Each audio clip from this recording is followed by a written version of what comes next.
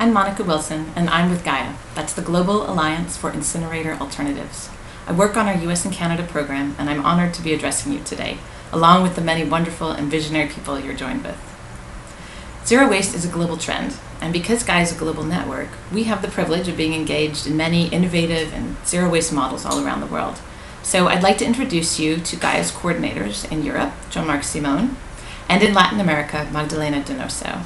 And they're going to give us a global perspective on what zero waste means. My name is Jean-Marc Simon, and I'm the director of Zero Waste Europe. Zero Waste Europe is a network of local groups around Europe. We are in around 15 countries right now, implementing zero waste solutions.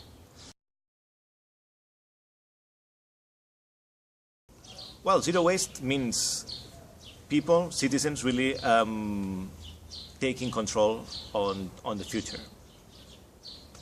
in a sense that what we do is work with citizens that try to organize local solutions to manage the waste locally so that it creates jobs, that we separate waste, that we have reuse centers, that we redesign products, and give this feedback to companies, give this feedback to municipalities, give this feedback to policymakers, in order to make sure that we have the right laws, that we have the right products, that we have the right collection, in order to be able to close this loop.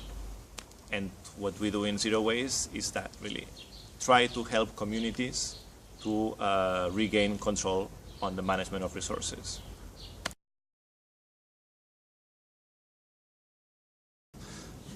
Well, so far we have had mostly good experiences. I mean, Zero Waste Europe, we are trying to empower communities to implement zero waste strategies. And in this sense, in the last years, we're seeing more and more countries that are joining this line. We have Zero Waste Romania, but we also have Zero Waste Estonia. We're going to get Zero Waste Holland very soon. We have Zero Waste France, who was created at the beginning of this year, and they are going very quickly, on top of Italy and Spain that were there already. And we're going to get very soon Zero Waste Sweden, probably Denmark as well. And on top of that, we have Slovenia, which is, in only 1 year, they have managed to make a fantastic change. I was in Croatia last week. It looks very promising. Zero Waste UK is doing very well. So the network is expanding, and we're having fantastic experiences in places where you would expect it, that they have experience with source separation.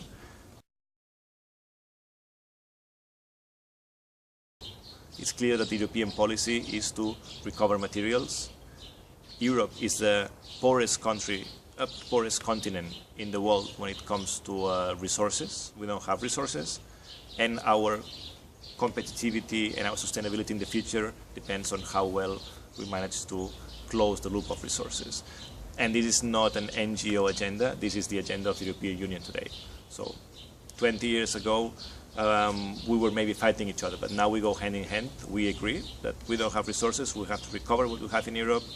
Material recovery, recycling, is the way forward. Reuse products instead of recycling and prevent them. And burning and landfilling doesn't have a place in the future of European policy.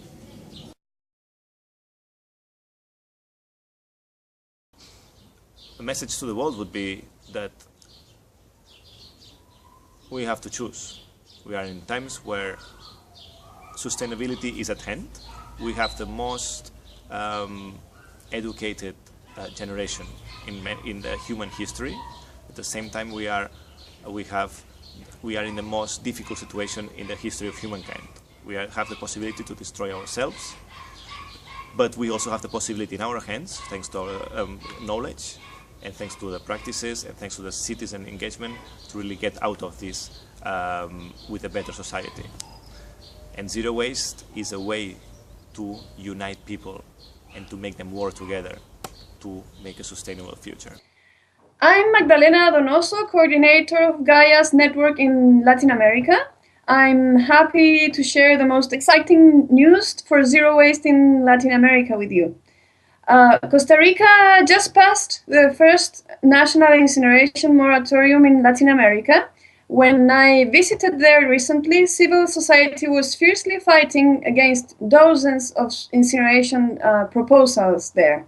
Right after leaving the country, I learned that the government approved the first national moratorium of incineration. The fight is over. Now is the time for civil society and the government to start developing new zero waste strategies. In Brazil, Belo Horizonte has been a pioneer in managing solid waste, socio-environmental concerns, such as improving the existing systems and generating income for the poor, encouraged improvements in solid waste management systems in the city. The program focuses on separation of materials and it integrates the informal recycling sector. A few months ago, the state also approved an incinerator moratorium for the whole state of Minas Gerais. Finally, I can tell you about Bogota in Colombia. It also provides an outstanding model for the region. The Human Bogota program has achieved major results around management of solid waste in the capital district in the last year. This model was developed by the city's zero waste program and with input from other stakeholders. There is now a Bogota district recycling system establishing guidelines in the recycling chain by type of materials, responsible consumption and source separation for processing and recycling, and a strong education and communication process to engage people with the goals of the program. Everyone's eyes in Latin America are looking at this model, and Bogota is enthusiastic about the idea of recycling more than ever. Thank you. Before we focus in on the United States again, I wanted to let you know that we have information about zero waste models around the world on our website in a publication called On the Road to Zero Waste, Successes and Lessons Around the World. And you can get a copy of this report on our website. That's no-burn.org. Now, you might think of zero waste strategies as being the best outcome for people's health and for long-term sustainability, and you'd be right. But you might not realize that reuse, recycling, and composting are also important for local economies. They provide long-term jobs, marketable commodities, and small business opportunities. In 2011, a report came out that we collaborated on called More Jobs, Less Pollution, and that report made it very clear that a strong reuse, recycling, and composting economy would create 1.5 million new jobs, that we would reduce toxic pollution dramatically, and that's due to less pollution at landfills and incinerators and less pollution from extracting and processing raw materials. And it's so clear that a zero waste approach is the most climate-friendly option for waste that cities are looking for. Reuse, recycling, and composting save so much energy, which means they create far less climate pollution. So let's put that in more concrete terms. A strong recycling economy would be like closing 72 coal-fired power plants while making so many new jobs. So when you compare this approach with the impacts of dirty MRFs and the impacts of incineration, it becomes clear that investing in dirty MRFs and investing in incineration puts cities on the path towards more pollution, towards higher costs, and to less jobs. So let's look further at some of the strategies that are being used to great success towards zero waste around the US. The first is setting a goal for zero waste. That is a critical first step, and it really helps cities focus on where they want to go, focus on what road to take to get there. That means setting a zero waste goal helps focus decisions about infrastructure, helps focus on the companies that cities want to work with, and the kinds of services they want to provide. Many cities across the country have adopted zero waste goals already, from Austin to Seattle.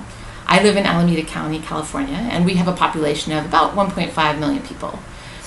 The county goal for 2020 is that less than 10% of what ends up at the landfill will be recyclable or compostable. So it's a slightly different way of framing what is zero waste. Now, some of the most important policies in Alameda County are really helpful for lots of communities to consider. First, there's a ban on incineration. Businesses and apartment buildings are required to recycle. There's a ban on putting plant debris in the garbage, so plant debris has to be kept separate from the garbage. And pay-as-you-throw systems, which means paying for your garbage depending on how much you're throwing out, are widespread and very effective. Every city in Alameda County collects food waste for composting. Now, the County Waste and Recycling Authority is called Stop Waste, and their website is a great resource. The URL is stopwaste.org. So in addition to recycling and composting, reducing waste has to be a top priority for every local government focusing on waste issues.